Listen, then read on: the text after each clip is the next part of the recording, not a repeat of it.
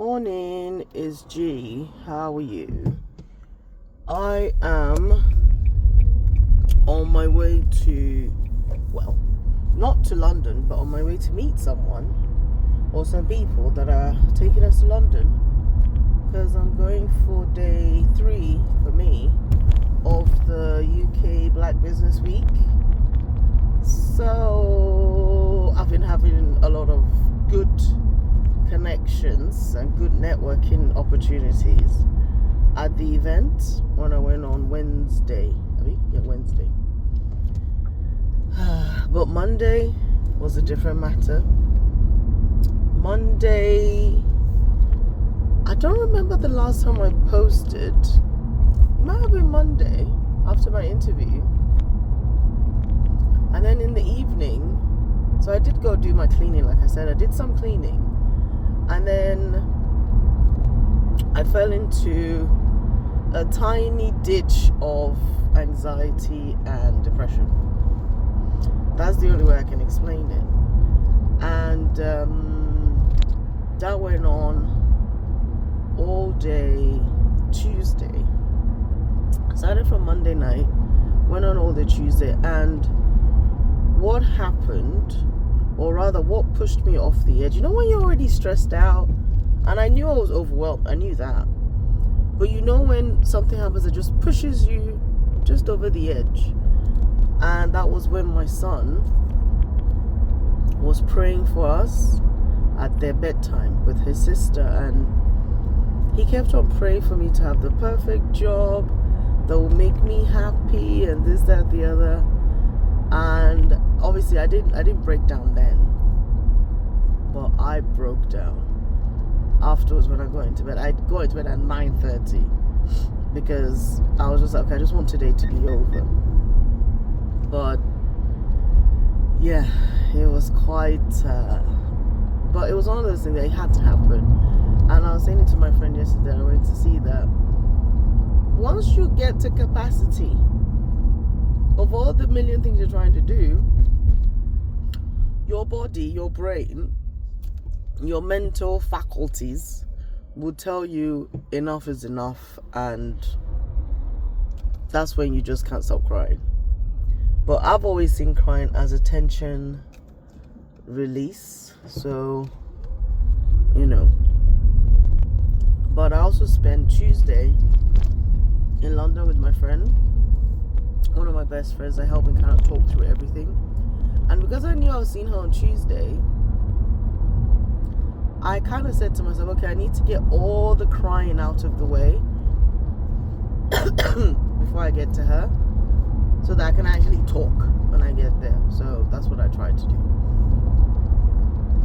And yeah, I looked so rough the next morning, Wednesday morning. I looked like I'd been either boxing somebody, or I'd had a really bad allergic reaction to something, or I had really bad Botox. You know when plastic surgery goes wrong, that sort of thing. That's what it felt like. My eyes were so puffy. My voice was, even now I still have my morning Barry White voice on, but it was just, yeah. So, but I needed to do that, and I needed to just be still. So Tuesday, I think I spent like 5 hours just deep cleaning the house, like finishing off the cleaning. And one thing that I kept getting told was I needed to be still. I just needed to be still and just believe and just trust. And I was saying to my friend when we were talking, like, the one issue I have with faith, it's its nature. Faith by nature is blind, and so you just don't know what's going to happen, and you just have to trust and believe, which I do. But then it's those kind of times I question myself, like, do I? And on Wednesday morning, when I was fixing my face in the car, very similar to this face I've got on now, because I'm like, going to this event, I don't feel my best, but if I look my best, then I will feel good. So that's what I did. I put on my makeup, my perfume, just the stuff. I think I've posted about this before, where as long as I dress nice, I look nice and smell nice, then my mind will follow suit slowly. So that's what I did. So while I was doing my face in the car, the wrap up of the sermon of the Daily Audio Bible was basically saying, having faith is like putting your key in the ignition of a car and starting it. The end. And then the actual, you know how they say faith, what was it? Faith without works is dead or something.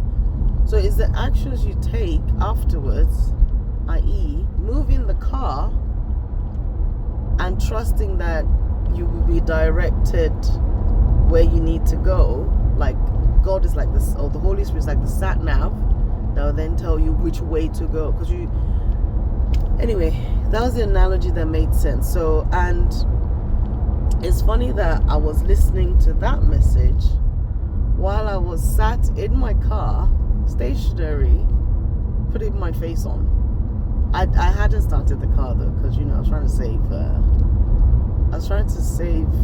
What do you call it? Battery, because I've got an EV. So it was just interesting. I was like, okay, that makes sense. And I've always said, if you ever want to make me understand something quicker that I'm struggling with, just use an analogy or a cartoon, some sort of animation.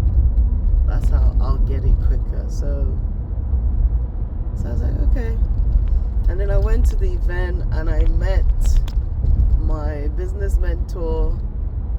I think that's the only guy that's my mentor. I met him, it was amazing. He didn't know I was coming, because I'd asked him if he was coming to the event. He said he'd be in America, but he was a last minute addition as a moderator, and he did a fantastic job.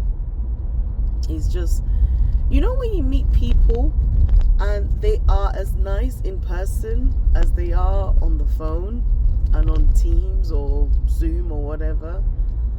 And so I met him in the evening, and then during the day I recognized a lady from the Black Women's Network I go to. I recognized her as we were having the lunch break, and we spent the rest of the day together. And I met a lovely lady she came with, a lovely young lady called Panache. The lady I met from the Black Women's Network is Renata.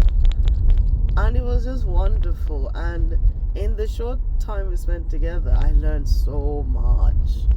Mainly about myself. Because I think when you go through that thing of overwhelm and it's like, and you've done all the crying and stuff, you're kind of either get into a place of, I hate this stupid junction.